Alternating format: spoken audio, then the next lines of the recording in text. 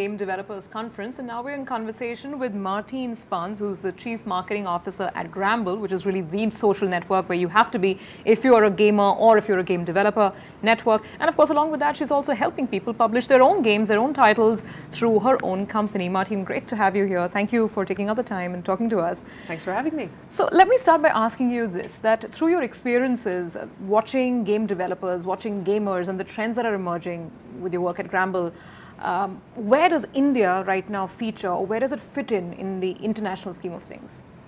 Well, I mean, I've been in the casual gaming space for 7 years, and it's really astonishing when I look back on 7 years ago and right now how fast India has grown in terms of not only the amount of studios that are here, but also really the quality of the games. So it's been really impressive to watch that. Okay. What do you really think is now happening out there? Because platforms are really shifting, and mobile and tablets, and there's of course pure, quote unquote, hardcore console gaming. Where do you see these trends moving over the next 1 year or so? When you look at like the last 2-3 years, it's been all about the scale of the screens. First, people only had like the PC and the TV, and now it's like there's small screens, bigger screens, and it's all over the place. So I think we're moving towards a direction where maybe there's more crossover between those screens in a more natural way. The games that are trying to cross over now kind of do it in a forced way, and it doesn't feel natural yet for the player to switch from their mobile to their tablet to their TV. Mm-hmm. It would be really interesting to see if there are game developers out there who can really make a game experience that seamlessly goes through all devices. And of course takes all the passionate users and gamers along with it, depending on device to device. One issue that we've kind of heard of here in the conference this time around is that how do you become visible, because it's an international market out there? How is it that people know about your game and are willing to, of course, download it or pay for it? So this visibility factor, how does one crack it? It is extremely hard. I like comparing it to, for instance, the music industry, right? I mean, when you look across the globe, there are millions of singers. And only thousands of them get published. Only hundreds of them get known, and only maybe 10 of them become superstars, right? It's kind of the same with game development. There's so many game developers out there, and it's impossible for all of them to make it. You really have to make a real great product, and I guess be lucky also a bit to really make get a worldwide hit. Mm-hmm. But is the marketing muscle and the multi-million-dollar marketing budgets, is that a vital part of announcing yourself on the international stage? For some developers, it is.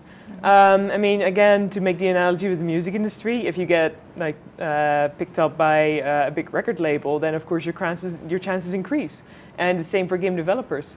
I mean, if you get published, if you get help from a publisher, then of course your chances increase, because big publishers have big budgets. Mm-hmm. So what are the trends that you're sort of observing in terms of the types of games that are becoming more popular, or again, the platforms on which there's more resonance or there's more buzz, so to speak?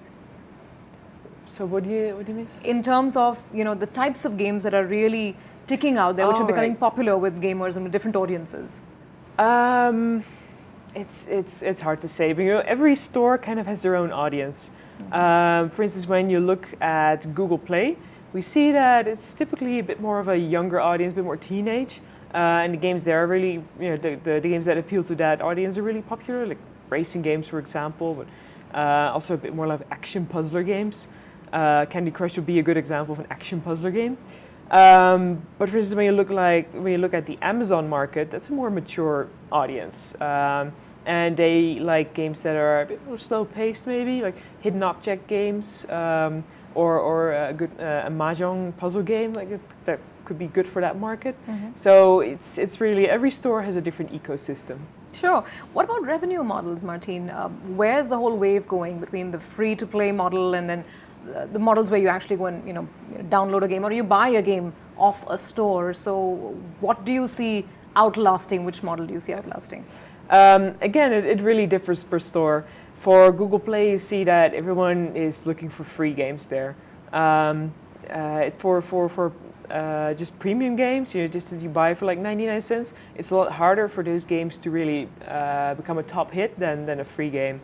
While, for instance, for the Amazon market or Nook, which is another kind of tablet that's big in the US market, that people are, because the audience is more mature, people are willing to pay like 99 cents or even $2.99 for a game. So what would your advice be to developers when they're thinking about revenue models? What should they keep in mind? They should really keep in mind what kind of audience they're going for and what kind of store they're launching in. I mean, are you really trying to aim for instance, kids? Then you might want to look into a free-to-play game that monetizes with advertising. Because for kids it's really hard to really purchase an item in-game. Right? Mm-hmm. Or maybe then they want to go for a subscription model where the parents give the kids a subscription to the game, for example. So yeah, keep in mind what kind of audience you're targeting and what kind of store would go well with it. And then have a look at the different kind of monetization models that go with that audience. Mm-hmm. You mentioned advertising. That's pretty important, particularly for the free-to-play model. What are these advertising trends like, and how do you see them in different countries or different geographies where you might have had experiences? Advertising on mobile for the last couple of years has been something really hard to tackle. It started out with just banners on mobile websites, and that became a bit clumsy. And now you see especially the last year, it's been rapidly developing. You see more video ads in between. These, of course, have a higher payout because the user is really engaged with the product in the ad for at least 10 seconds.